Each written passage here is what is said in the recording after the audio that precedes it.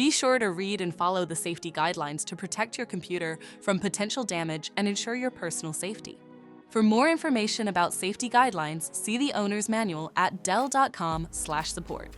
Before you begin, turn off the computer and disconnect all the attached peripherals. Before proceeding, ensure your computer is in service mode.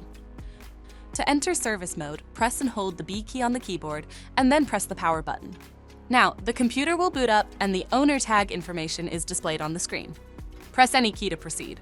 The computer will emit 3 short beeps and shut down, indicating it has entered the service mode. Loosen the captive screws holding the base cover in place.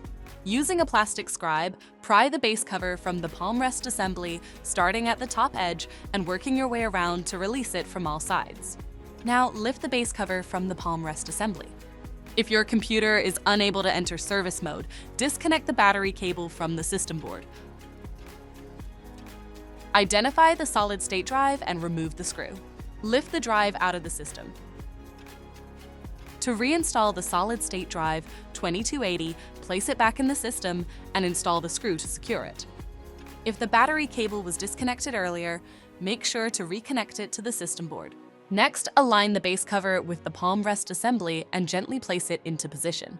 Tighten all required screws to secure the base cover in place. To exit service mode, connect the AC adapter and press the power button. Please note, the system will only power on and exit service mode if the adapter is connected. For more information about your Dell system, visit dell.com/support.